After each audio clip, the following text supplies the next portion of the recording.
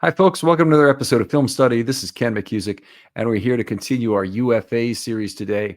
I have a guest for you who's been a first time on the show this time, but he's apparently been listening for a while. Nick Brick. Nick, how you doing? I'm great. Friday, and I'm excited to be here. Okay. Who's your guy, Nick? Justin Reid, Kansas City Chiefs safety, very versatile player. Okay, fair enough. Just turned 28 in February on looks like the 15th here, and had a really big year for Kansas City last year. By the way, do we know that the Chiefs are letting him walk the free agency, or is there any possibility of a franchise tender, for example? We don't know yet. I was looking on Reddit on the Chiefs boards, and I saw that there were actually mixed reviews of whether or not fans thought that they should keep him. My guess is that they won't be able to with their current cap situation, and Kelsey announcing that he'll be back this season. But yeah, we aren't certain yet. Okay, so Reed, he's got to be coming off his second contract here. Looks like he signed a 3-year deal for $31.5 million on his last one. So he's made $10.5 million per year over the last 3 years. That doesn't really matter in terms of expectations if he isn't playing up to it. But he, I would say, pretty much has played up to that contract. Let's start with the Ravens themselves. What need does this address for the Ravens? Yeah, so at the face, it solves the issue of them just getting somebody that can play the back end, just like and Kyle can as well, and our Darius, but but the Ravens obviously have a hole at this safety. He's a very versatile player, so 523 snaps in the box, but he also had 328 snaps as a single high free safety, and then 177 snaps at slot corner. So he had about 500 snaps or so at both a like coverage safety role and a box safety role.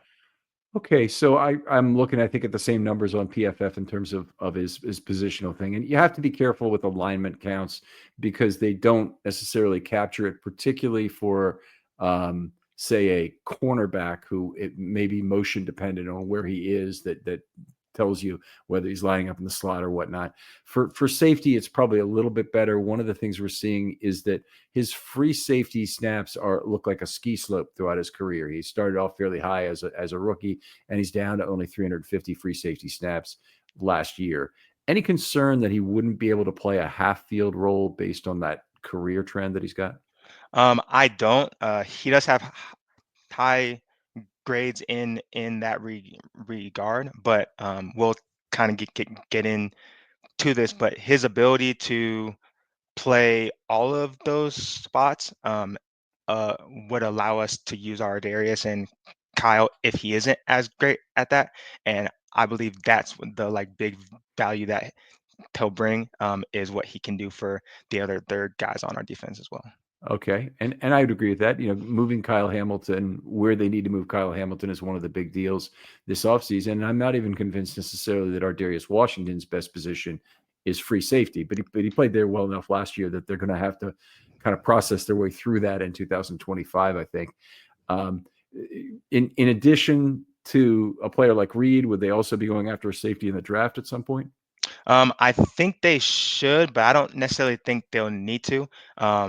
We'll get into some of the contract things later on, but I believe that he's somebody that can stay around long enough to then have Marlowe play safety after this contract at about 31 to 32 years old, and then they may have another year to draft this safety, but I wouldn't be against it if they did draft somebody this year. Okay, so let's lay this out now. So for 2025, you're saying the Ravens can deal with 3 guys who can play the back end, and Hamilton, Ardarius, and you would have Reed be the third guy, but it could be somebody else. And you're not too concerned about them actually drafting a safety, but maybe if they see the right value, they can do it. I'm my thing is that I really think the Ravens are desperately in need of back end talent. That they don't want another versatile safety. They want a safety who is a good free safety or a good half field safety. Geno Stone would be the second category, and a lot of other players, can play that single high role as needed. But they don't need a versatile safety who can play front or back, because they have already three of those guys between Ardarius, Hamilton, and even Humphrey.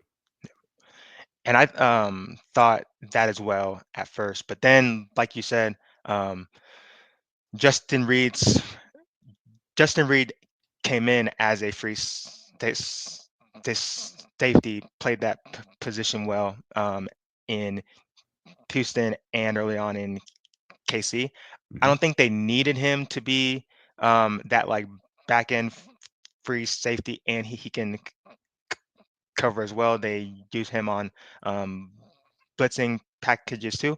So I just feel like um, he is able to play the back end at a high level, even though he wasn't asked to as often with Kansas City. And also, Jimmy Smith had talked about this in an interview with Bobby Trossett, that Harbaugh likes his safeties to be more like f- f- physical, and I believe that J- Justin Reed brings a strong f- physical presence all over the year, or all over the field. Um, and so he's a versatile safety, but I believe that versatility will allow us to use anyone on the back end, and not just limit Kyle to only playing around the line of scrimmage. Okay. All right. So Brian Cook had most of the free safety snaps for Kansas Yeah. City this last year. Um, is your hypothesis that Cook maybe was pigeonholed as a free safety, could only play free safety, or he was better at free safety? And then that's why they used Reed primarily as a strong safety and more of a run fit guy? I just think that Reed is such a dominant tackler, Mhm. and just destroys screens. I don't know a whole lot about Brian Cook, but I doubt that he does those things as well as just than Reed does. But we have a guy that does those things better than Justin Reed does. So I believe that he can kind of play in a di- different role and be just fine there. But then we also can use them interchangeably as well. Okay. So one of the things the Ravens had problems with this last year was finding the right guys to play inside linebacker, specifically weak side linebacker. Roquan was fine, but the weak side linebacker spot was very weak this last year. And they started off with Simpson there, and I didn't think he was utterly terrible, but he certainly wasn't an ideal player in coverage. And very early in the season, they moved to playing more dime. Then as the season moved along, they kind of went back to using and I think this was really out of necessity more than out of choice, Chris Board as the third down weak side linebacker rather than having a safety out there in that spot, which I think probably would have been preferable. Is Reed a guy who would be a reasonable dime back? Or if you had that combination of three guys, if you had Reed, Washington, and Hamilton, is Hamilton the guy you'd move down into the box on third down? Yeah, I think we would move Hamilton down into the bo- box there. I think that's how we would get the most value out of all three guys. And that was kind of going to be one of my big points, is that I think that he lowers the need for some. If you're looking for a better way to unwind, focus, or even get a good night's sleep, listen up. Let me tell you about Mood, the online cannabis company that's changing the game when it comes to functional gummies. They've crafted a whole line of federally legal THC blends designed to help with everything from stress to sleep to mental clarity and even some spicier needs if you're into that. Now, what makes Mood different? They go beyond just THC. They pair it with herbs and adaptogens to create targeted effects that you won't find in any other dispensary. And every gummy is made with pesticide-free small farm American cannabis, so you're getting quality that you can trust. I've tried their sleep gummies, and let me tell you, takes about 15 minutes, and I'm out cold, no grogginess, no weird side effects, getting some of the best sleep I've gotten in my life when I take one of these gummies. And if you need a mood boost, there are Epic Euphoria gummies, game changers. And right now, Mood is giving listeners 20% off their first order by using the promo code RAVENS at checkout. So head on over to mood.com, find the perfect gummy for whatever life throws your way, and don't forget to use the promo code RAVENS to save 20%.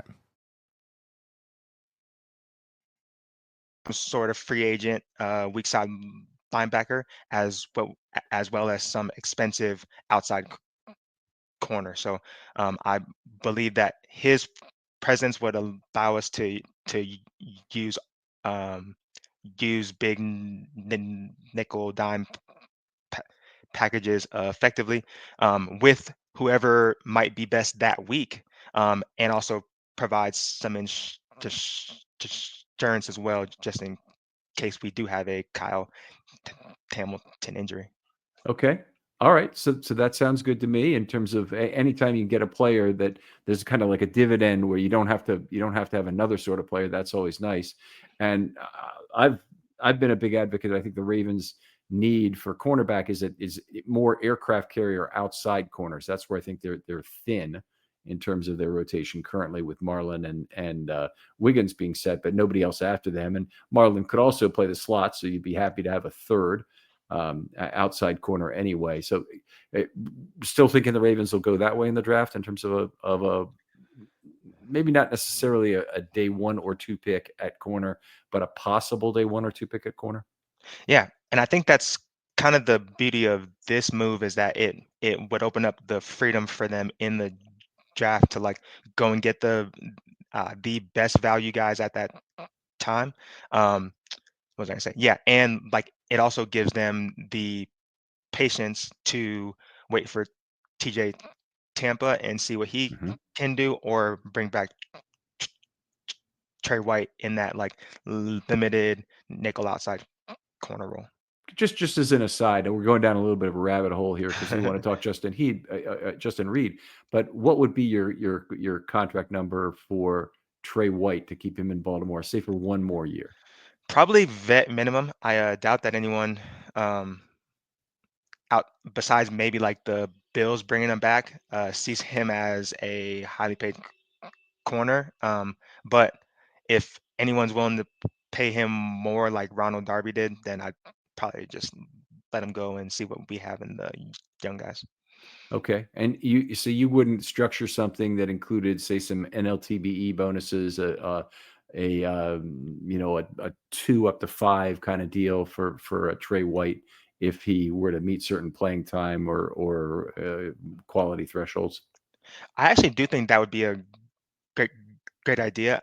Do think that there's something with Trey White where is he or was he fully healthy? If he has a full off season, could we see kind of a sleeping giant there at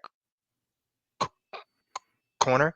I think that if the Ravens saw that from watching him every day, then I would have no issue with doing something like that. And I trust the Ravens front, front, front office that they've seen something throughout the year that would make him or make them think that he would have a big season next year with a lot of value in that 2 to 5 and those incentives on that deal. All right, great. Well, let's get down to brass tacks here. In terms of Justin Reid, what do you think is the offer you'd be willing to make for him? Yeah, so the safety market is very strange. The Spot Track has his value around 17 million dollars, but Javon Holland's market get rate is $15 million, and he's 3 years younger, I believe. If that's really the case, then like maybe I should have been up here for J- J- Javon instead, since he's that like pure back end guy. Javon Holland. Yes. Yeah. Okay. But I don't think he's gonna get 17 million.